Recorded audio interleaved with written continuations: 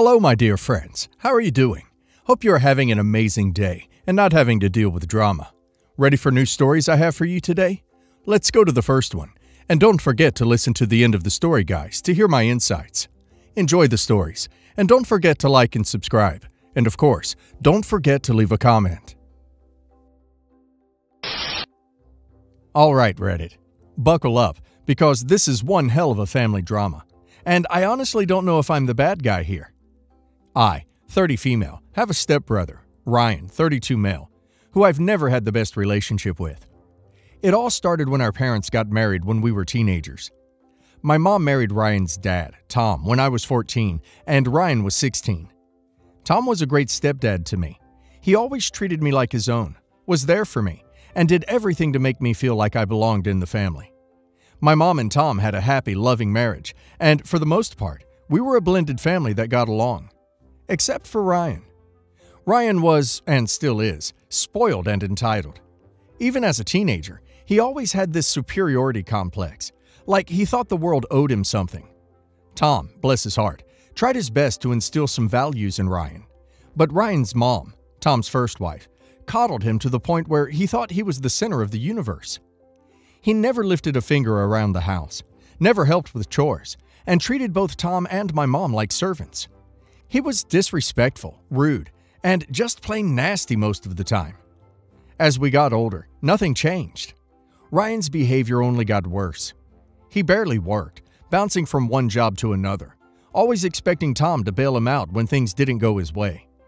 He spent money like it was water, buying expensive things he didn't need, while complaining about how unfair life was. Meanwhile, I worked hard, went to college, and built my career. Tom was always supportive of me, and we stayed close even after I moved out and got my own place. Ryan, on the other hand, lived at home well into his 30s, mooching off of Tom and complaining about how he didn't get enough help from his dad. Then, a few years ago, my mother passed away. It was incredibly tough on me, but Tom and I became even closer after that. He leaned on me for emotional support, and I leaned on him. Ryan, however, barely seemed to care. He didn't step up for Tom or help him through that time at all. It was like losing my mom didn't affect him. His behavior only reinforced how selfish and entitled he was. Fast forward to a few months ago, and tragedy struck again. Tom passed away suddenly from a heart attack. It was devastating, especially for me, as Tom had become the closest thing to a father I had left. Losing him felt like losing my last parent. Ryan, however, acted like he had just lost his personal ATM machine. During the funeral, he was barely grieving. He kept talking about how he was going to inherit the house and how he'd finally be able to live without any nagging. It was disgusting. I tried to stay away from Ryan during this time. I was grieving, and honestly, I couldn't stomach his attitude. But things came to a head a few weeks after Tom's death. Ryan started telling me, in no uncertain terms, that I should start packing up my things. I'd been staying at Tom's house to help organize things after his passing. According to Ryan, the house was his now, and he was in charge. He started making all these ridiculous demands.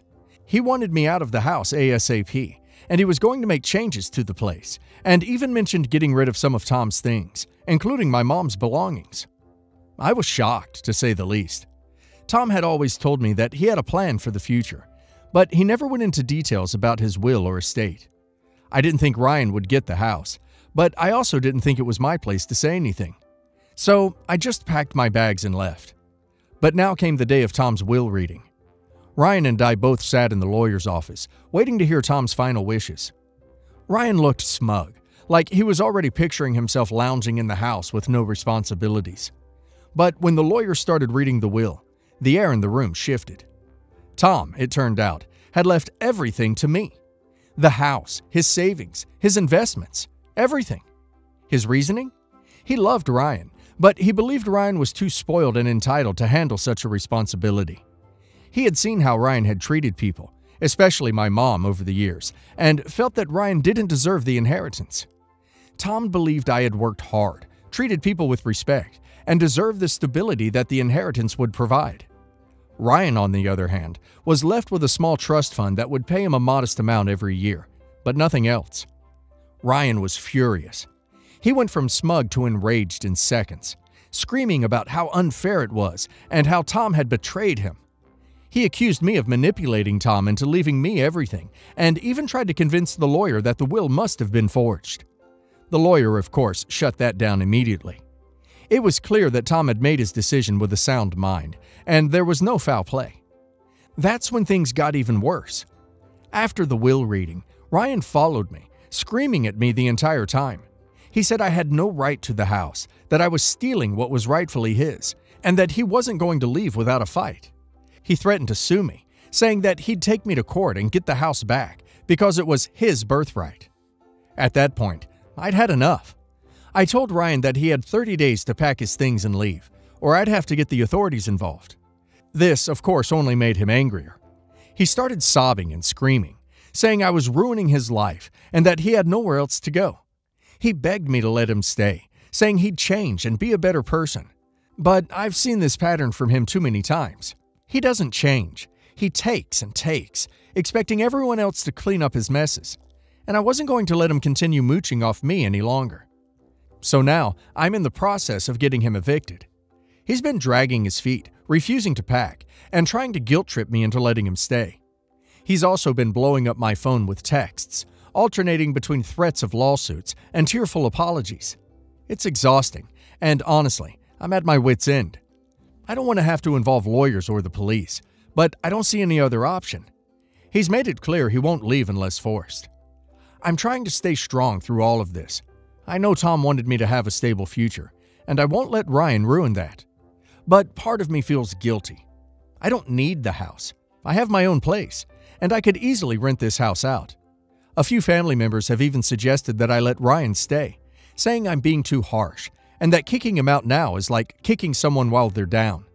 But at the same time, I don't think he deserves the chance to continue living off Tom's hard work when he never respected him, my mom, or anyone else. So, Reddit.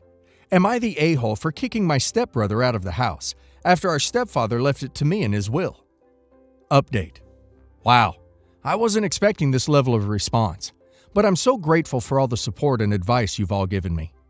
It's helped me feel a lot more confident in my decision to stand my ground and not let Ryan continue to take advantage of me.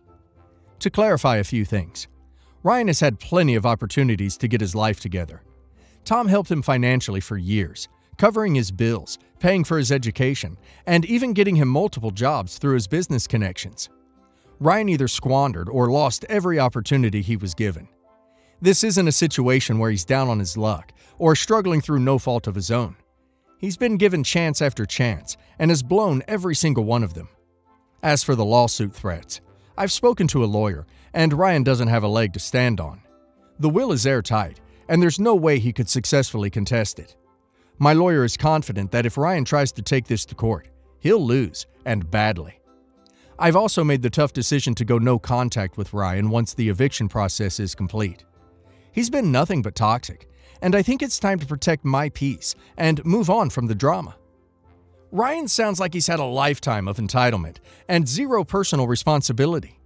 It's clear OP's stepdad saw how hard OP worked, how respectful OP was, and how OP treated him like family. He made the decision that he felt was right, and honestly, Ryan only has himself to blame for not getting the house. The fact that he threatened to sue OP shows he's not willing to grow up or change. OP is absolutely right to stand his ground. And now let's hear the community's opinion. Ryan suing you? Good luck with that. Contesting wills is notoriously difficult, and since Tom's will was handled by a lawyer, it's probably watertight. The fact that your stepdad left Ryan a trust fund, albeit a small one, shows he did consider him. That trust fund is there for a reason, to stop Ryan from blowing through all the money at once. It sounds like your stepdad knew exactly what he was doing, and Ryan needs to accept the consequences of his entitled behavior. Stand firm. This whole situation sucks, but you're definitely not the a-hole. It's really telling that your stepdad left everything to you. That's a pretty clear indication of how he felt about both you and Ryan. It's not like Ryan was left with nothing either. He got a trust fund, which is probably more than he deserves, considering how he treated everyone. I'm glad you're standing your ground and not letting him guilt-trip you. It's time for him to grow up and face the reality of his actions. Not the a-hole. This is your stepdad's legacy, and he made his choice based on what he felt was fair. Ryan sounds like he's been coddled his entire life, and now can't handle the fact that his actions have consequences. Letting him stay would only enable his bad behavior further. You've been more than generous giving him 30 days. If he's really going to threaten lawsuits, just let your lawyer handle it, and don't feel bad about it. You deserve peace, and it sounds like you've earned every bit of that inheritance. I, 31 female, recently lost my fiancé, 37 male, Jake. We've been together for 6 years. His death was unexpected, and I'm still mourning. At the funeral, which I arranged and paid for, his brother, 32 male, Jim, asked me when I'm going to return the engagement ring to the family. For context, the engagement ring with which Jake proposed is an ancient family heirloom. It's a gorgeous ring, but what makes it priceless is the story behind it. Jake got the ring from his grandma a month after we started dating. He claimed he knew back then he would marry me someday and wanted to get his grandma's blessing on the ring. When he proposed, his grandma already passed away, so having the blessing put on the ring made it extra special for the both of us. I asked Jim if he's serious, to which he said yes. Apparently, his long-term girlfriend Stacy saw the ring a while ago and fell in love with it and the story behind it, so she kept nagging him to get her something similar, which he couldn't. He figured, since I can no longer marry Jake, he can propose to Stacy with it. I told him that he is rude, that the ring was blessed especially for Jake and I in mind, and even if that wasn't the case, bringing it up during Jake's funeral is incredibly disrespectful. After the funeral, I got a message from Stacy saying it would mean the world for her to be the new owner of the ring, and I could always think of her and Jim's wedding as the bittersweet ending to my relationship. She said the ring was blessed so one of the grandsons can marry the love of his life, and since Jim is the only living grandson left, he has a claim on it. I blocked her. My ex-mother-in-law also reached out to me and said that although she understands my pain, I can't keep the ring since it's a family heirloom, so I should suck it up and give it to Jim. I snapped and told her no, the ring is staying with me and following me to the grave if need be. It's a beautiful symbol of Jake's love, and I won't let Jim and Stacy sully that memory of him. The ring is legally mine, so all they can do is cry about it and be bitter. They keep harassing me on social media, saying I'm a bad person and that I stole the family heirloom to spite Jim and Stacy out of jealousy, but I ignore them. Today I met up with my brother, and he said that although Jim's approach was highly inappropriate, I'm being selfish for keeping the ring as a keepsake. I could always wear different jewelry that Jake bought me in his memory, but they could never replace an heirloom that's been in their family for generations. I'm now back home, and I can't stop thinking about it. Up until this point, I was sure I did everything right, but maybe I'm just being blinded by my grief. A friend suggested I ask for an objective opinion and recommended this place. So, am I the a-hole? Since you paid for the funeral, and they didn't, offer to sell them the ring back for the cost of the funeral. If you're not family entitled to keep the heirloom in their opinion, you shouldn't have had to pay for the funeral expenses. The brother was an a-hole to ask for it at the funeral. Otherwise, keep it, not the a-hole. You were family enough to pay for the funeral. You were family enough to have grandmother's blessing. You were family enough to your partner. The ring is yours, OP. The memory is yours. Gift it to someone whose love you want to bless, if you so choose. Otherwise, do what makes you happy, not the a-hole. Not the a-hole. They don't want it back because it's a family heirloom. They want it back because Stacy is shallow and Jim can't spend the money. If he could buy you the same ring, they wouldn't care, but are using the family bees to manipulate you. Tacky and disgusting. I can't possibly imagine asking someone who lost their husband for the engagement ring back. My boyfriend, 27, and I, 26, have been together for 2 years. He's a good heart and is normally rational, but his one issue is that he expects to accompany me in every occasion, no matter how big or small. He even went with me to my ex-boyfriend's funeral after days of begging. Now, my best friend got married a few days ago. It was very small, and only close family and friends were invited. My boyfriend couldn't come because of the +1 rule. He pitched a hissy fit, saying my best friend has no respect for my relationship, and was shocked when he learned that I was still going to attend. He told me that if he can't go, then I'm expected to not go as well. But that is my best friend, and I had to respect her rules. He gave me an ultimatum. Either we go together, or I stay home with him. I ended up going, cause, again, I respected my friend's rules. He was angry with me, and kept calling the entire 2-hour drive, then stopped. Later, I got a text from his friend telling me he, my boyfriend, got into an accident and was taken to the hospital.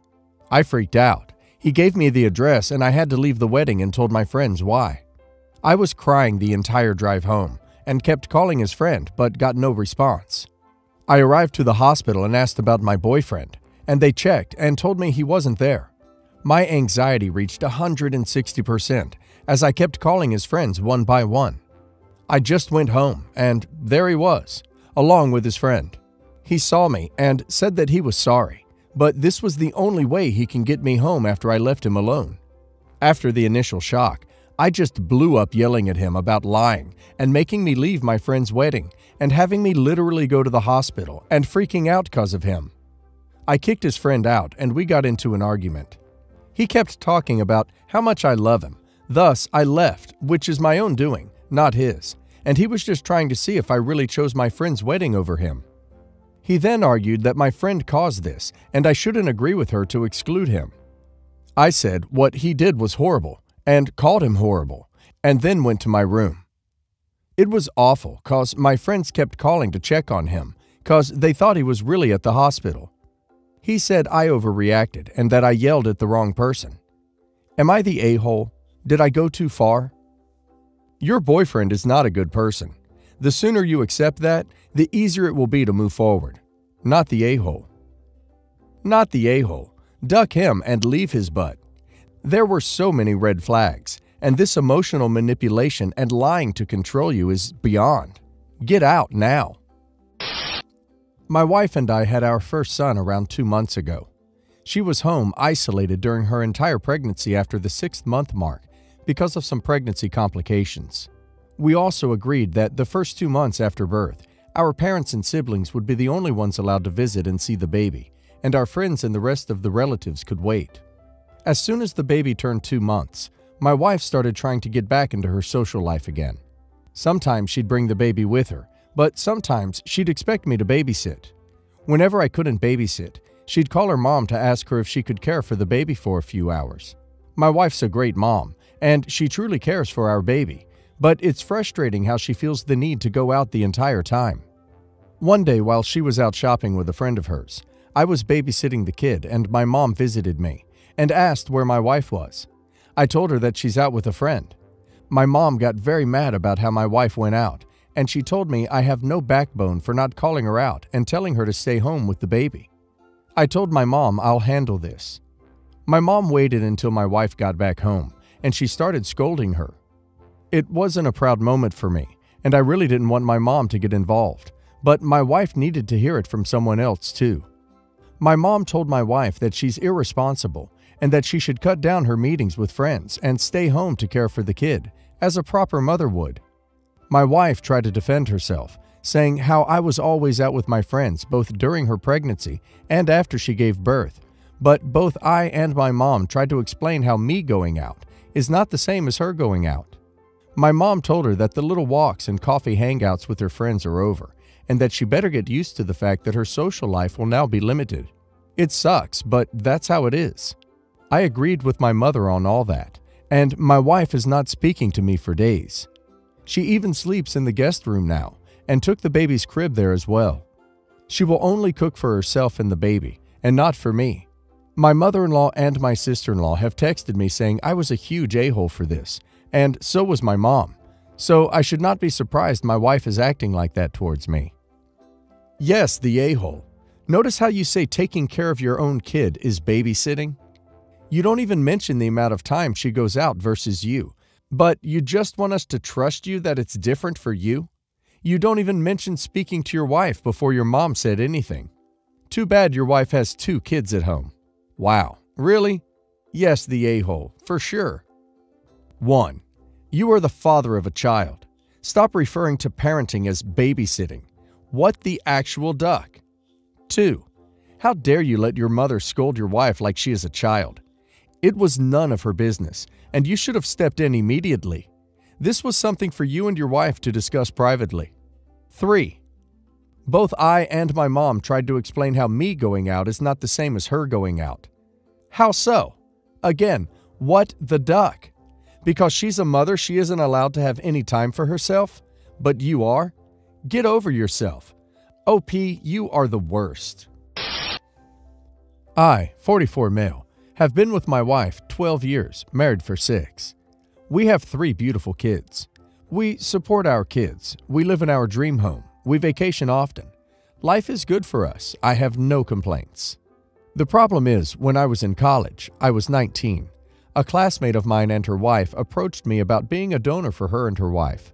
They were both in their late 20s and wanted to have children. So I agree. I told my parents about it. Lawyers were involved that I was not to seek them or try to contact them or the kids. Everyone was on the same page. Eventually found out they were both able to get pregnant. A few months later, I signed some more papers at the lawyer's office. Never heard anything else. They moved on. I moved on. When visiting my parents, my wife and I ran into this family. Their son looks exactly like me, to the point where it was uncomfortable. Their daughter looks like my sister. They introduced us. It was awkward, but pleasant.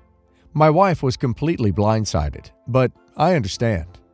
I never brought it up with my wife because when we first started dating, kids and fertility was a huge trigger for her because she had been told she would never have kids. But then we started popping out babies, so I never felt the need to bring this up because I could legally never be involved with these kids, like ever. She's threatening divorce. She's really struggling with the facts that our kids have siblings. I try to tell her that they don't, that they aren't my kids, and these women, their mothers, mean literally nothing to me. I go years with even giving them a thought. In hindsight, I could have, but I really was trying not to trigger a very sensitive issue for her, and we eventually have beautiful children of our own. So I feel like the a-hole. Not the a-hole. I get both sides. To you, those children are not your children. You donated sperm, and that was the end of your involvement. However, I can also see your wife's side, because she didn't know. If I knew my husband had donated sperm, it wouldn't bother me.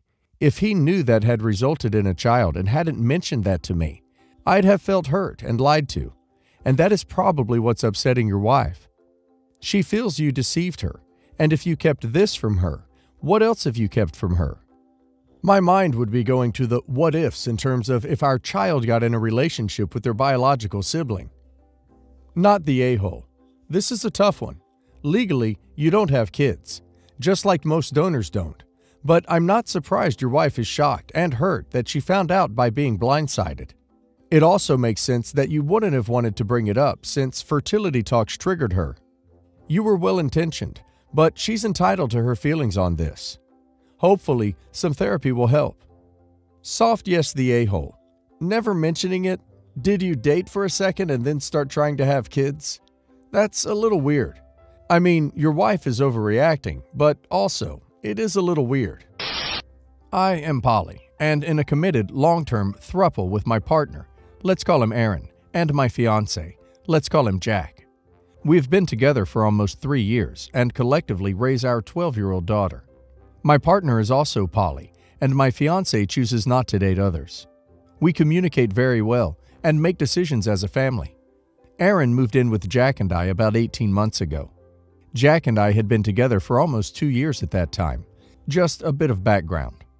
Jack and I getting married within the month. Our families are generally supportive, if only curious about our family life. Even if they don't quite understand, they accept us for who we are and simply enjoy that we are happy, healthy. Jack's mother, with whom I have always had a nice relationship with, is even paying for the alteration of my wedding dress. However, my mother-in-law has a best friend of 50 years that found out about our family through Facebook. I had never met or spoken to this person before. She requested me as a friend. I accepted after my mother-in-law told me who she was and posted an inflammatory paragraph on my Facebook wall. She asked what the hell was wrong with me and what do I think I'm doing? This happened to come at a particularly stressful time, as I was currently in the ER waiting room due to a family member's mental health crisis. I was already speaking to Jack about this situation, despite the fact that he was at work. I rarely interrupt him unless it's an emergency. I mentioned his mom's friend's actions as well, and we both agreed it was grossly inappropriate and entitled of her. I took the post down. We both sent this woman, let's call her Deborah, private messages asking her to direct any questions or concerns to us in a less public setting. I was polite for my mother-in-law's sake, because I respect her. Hours later, Jack and I got our own messages from Deborah. She explains that she has been a marriage and family therapist for 35 years, and I am a sick, twisted, narcissistic predator. She lauded herself as brave, kind, and righteous, for letting us know her opinion. She told Jack that he was naive and obviously being manipulated. Deborah has no idea of the inner workings of our family.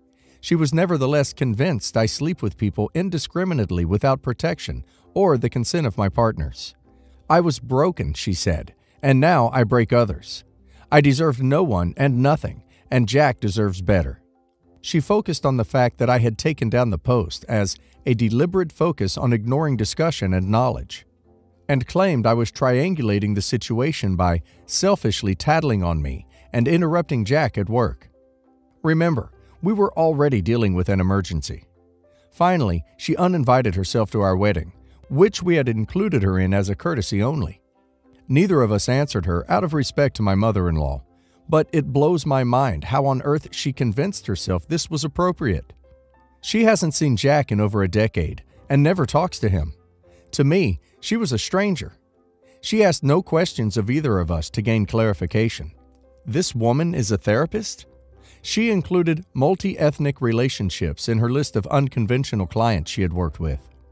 She talked mostly about how talented she was and patted herself on the back for martyring herself by thrusting her unwanted opinion into the lives of others. My mother-in-law, fortunately, disagrees with her friend. She has understandable protective feelings towards her son, but sees we are happy. It wouldn't be a wedding without drama, right? You should report her to whomever governs her practice. She is a horrible therapist and a piss-poor, pathetic excuse for a human being. It's an unfortunate fact of the therapy profession that a lot of narcissists are attracted to it, and that they cause horrific harm to those who are trying to get real therapy from someone and end up with the narcissist instead.